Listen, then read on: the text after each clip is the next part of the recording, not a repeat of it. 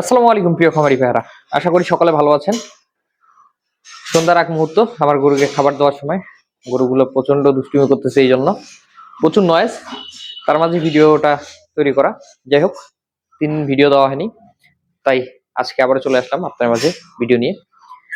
আজকে আমি কথা বলবো, আমাকে প্রচুর মানুষ ফোন দিচ্ছেন একটা বিষয় নিয়ে, যে এখন গরু কিনতেছেন, এই গরু নিয়ে বিভিন্ন ঝুট ঝামেলায় পড়ে যাচ্ছেন, এই বিষয়গুলো সলভ করার জন্য ফোন দিচ্ছেন। তাই আমি বলি, কুরবানির এখন হাতে বেশি সময় নেই। কুরবানি 1 সপ্তাহ আগে যেহেতু আমাদের গরু বিক্রি করতে হয়, মোটামুটি 1.5 মাস পর আমাদের কুরবানির গরু বিক্রি করে ফেলাইতে হবে। তো 1.5 মাস পর যদি আমরা কুরবানির গরু বিক্রি করি, তাহলে কিন্তু আমরা হাতে মোটামুটি বেশি সময় পাচ্ছি না। যেহেতু কুরবানি 1 সপ্তাহ আগে আমরা গরু বিক্রি করবো, 1.5 মাস পর তার মানে আমাদের গরুটা বিক্রি করতে হচ্ছে। তো হাতে আছে এই 1.5 মাস। এই 1.5 মাসে আপনি যদি এখন গরু কিনেন, এই গরু ফ্যাটেনিং করা অনেক টাফ হয়ে যাবে ভাই। কারণ 1.5 মাসে আপনি গরু ফ্যাটেনিং করতে পারবেন না। আমার এই গরুটা প্রচুর দুষ্টুমি করতেছে, খালি শব্দ করতেছে। যাই হোক, তো গরু মোটা তাজা করতে কিন্তু মিনিমাম 3টা মাস সময় লাগে, মানে 90 দিন প্রয়োজন হয়।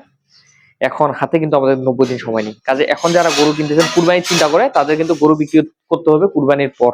এই গরুটা আসলে প্রচুর দুষ্টু হয়ে গেছে, দেখছেন? মানে আমি আসলে চুপ হয়ে থাকতেছে, নাহলে আবার এই যে শব্দ করতেছে। তো আপনারা এখন যারা গরু কিনতেছেন, অবশ্যই গরু কিনবেন না, গরু কেনা যাবে না। কারণ এখন গরু কিনলে আপনারা কুরবানিতে বিক্রি করতে পারবেন না। এখন গরু কিনলে কুরবানির পরে হিসাব করে কিনবেন, কুরবানি হিসাব করে এখন অবশ্যই গরু কেনা যাবে না, এটা মাথায় রাখবেন অবশ্যই। আর এখন যদি তারপরে কেউ যদি গরু কিনে ফেলছেন, করার তো কিছু নাই। মোটামুটি ভালোভাবে যত্ন নেন, যতটুকু গ্রো করার করবে। আর কেউ যদি এখন তারপরেও গরু কিনতে চান, নাছর বান্দা হন যে না আমি কুরবানি গরু এখনই কিনবো, তাহলে অবশ্যই মোটা রেডি গরু দেখে কিনবেন। রেডি গরু জাস্ট 45 দিন খামারে রাখবেন, 45 দিন পর বিক্রি করে দিবেন, এ থেকে শেষ।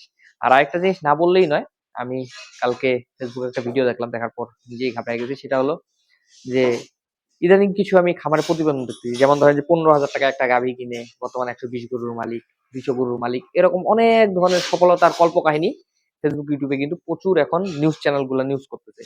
এই ধরনের বিভ্রান্তমূলক নিউজ দেখে কেউ খামার করবেন না।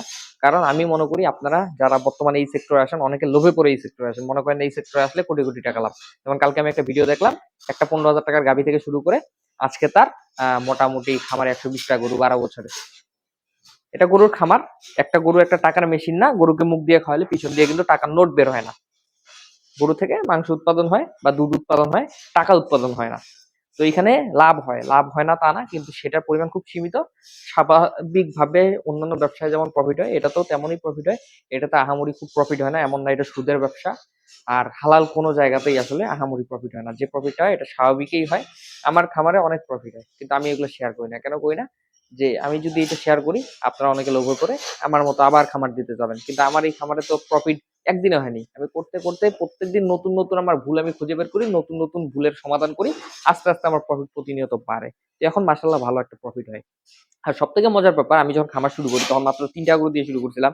3টা থেকে পরবর্তীতে 5টা করছি, 5টা থেকে 2টা বাড়ায় 7টা করছি, 7টা থেকে 10টা করছি, 10টা থেকে 12টা করছি, 12টা থেকে 15টা, 18টা, 20টা, এরকম করে কিন্তু আমি গরু বাড়াইছি। এখন যদি কোনো নিউজ চ্যানেল যদি নিউজ করে যে নাদিম এগ্রো মাত্র 3টা গরু থেকে শুরু করে বর্তমান সে একজন খামারি হয়ে গেছে, এটা কি সত্যতা হবে? সত্যতা হবে না। পরবর্তী আমি যে গরুগুলো বাড়াইছি, এগুলো তো ভাই আমার নিজের ইনভেস্টের পরিমাণে আমি বাড়াইছি। আমি যখন দেখছি এই সেক্টরে আমার লাভ হচ্ছে, 3টা থেকে 5টা, 5টা থেকে 7টা, 10টা, এরকম যখন বাড়াচ্ছি, দেখছি এখানে আমার লাভ হচ্ছে, পরবর্তী আমি আমার ইনভেস্টের পরিমাণও বাড়াইছি, বিভিন্ন ধরনের টাকা পয়সা আনে সব খামারে ঢুকাইছি, ডে বাই ডে গরু কিনছি, গরু বাড়ছে, এখানে প্রফিট হয় না যে তা না। কিন্তু তাই বলে যে এত বড় খামার আমার 3 গরু থেকে হয়ে গেছে, এমনটা তো না। ধরেন 3 গরু থেকে যদি 10টা হয়েছে, বাকিগুলো ধরেন যে নিজের টাকা দিয়ে কিনছি, এমন করেই কিন্তু খামারটা আমাকে বাড়াইতে হয়েছে বা খামার বাড়াতে হচ্ছে। তো আপনারা অনেক খামারে দেখতে পারেন যে প্রথমে 5টা গরু পালন করতে, এখন 50টা গরু, তাই বলে এই না 5টা গরু টাকা দিয়ে 50টা হয়েছে, পরবর্তী সে আরো 45টা গরু টাকা ইনভেস্ট করছে, যখন দেখছে 5টা গরুতে লাভ হচ্ছে।